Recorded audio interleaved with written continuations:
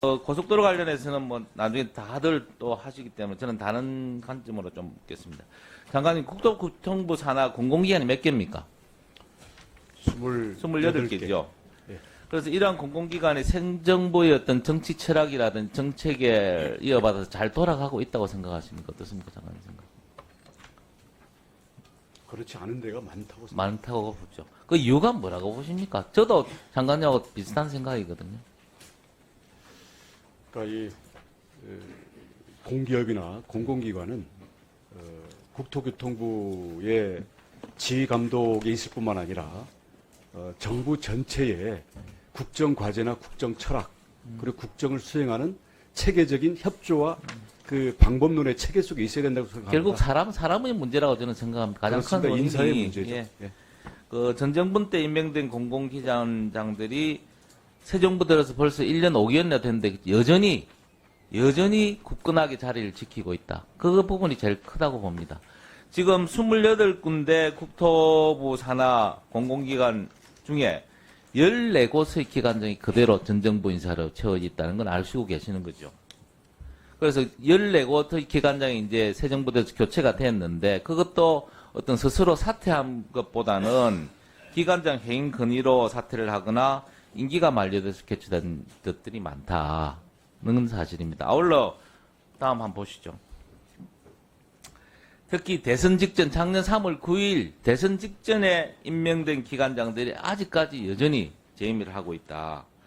대선 하루 전인 3월 9일에 임명된 문재인 캠프 출신의 JDC 이사장을 비롯해서 2월 25일 날 문재인 정부 청와대 비서관과 국정원 차장을 영임한 한국공항공사 사장이라든지 그다음에 국토안전원 사장이라든지 이런 분들이 여전히 지금 국권이 지키고 있다 하는 내용들입니다. 그리고 가장 큰 문제는 이분들이 또 거기서 역량을 발휘하면 좋으나 날로 경영 상태가 악화되고 본연의 기능을 상실하고 있다. 지난 기획재정부가 발표한 공공기관 경영평가 결과에 따르면 6개의 공기업이 단기 손실이 발생해서 성과급 자율반환 권고를 하는데 그중에 이제 인천공항도 있었고 한국공항도 있었다. 공사도 있었다. 인천공항은 바뀌었죠. 그죠? 공사사장은 바뀌었고.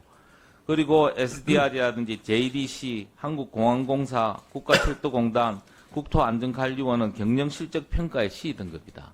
특히 22년 3월 8일에 임명된 인천국제공항 보안 백정성 대표 같은 경우에는 거의 보안 전문가 아니고 행정정보가라고 그 당시에도 비난을 받았는데도 불구하고 최근에 보면 인천공항공사에 여러 가지 보안 사고가 많이 발생을 했습니다. 그건 알고 계시죠? 그 위에도 다음 넘겨보시죠. 여전히 알박기 상임, 비상임 이사들이 그대로 유지를 하고 있습니다. 이거 지금 어떻게 해야 됩니까, 장관님? 그래서 지금 대통령과 그 기관장들의 그 임기를 일치시키려는 법안들이 예. 여야 간에 많이 나와 있는 걸로 알고 있는데 그래서 국회에서 정리를 해주시길 바랍니다. 지금 지난 3월 9일 대선에서 정권은 바뀌었는데 정권이 바뀌지 않다는 여러 가지 비아냥 그림도 있고 정권이 무늬만 바뀌었다. 그리고 그로 인해서 또 이런 분들로 인해서 새 정부의 정책이 탄력을 받지 못하고 있다.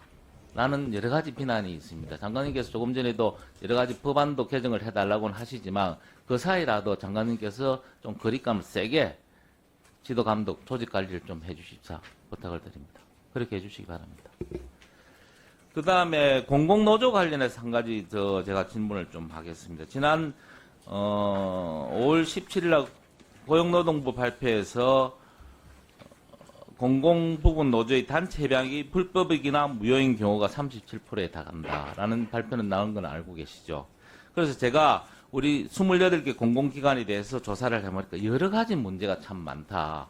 하나하나 좀 짚어보겠습니다. 첫째로 근로기준법보다 우선하는 단체 협약이 있습니다. 결국은 이건 법 위에 군림하는 공공노조다. 철도공사 단체 협약의 제8조에 보면 이 협약이 정한 기준은 근로기준법보다 우선한다. 이렇게 되어 있습니다. 과연 이게 단체 협약으로서 가능한 일인지는 모르겠습니다.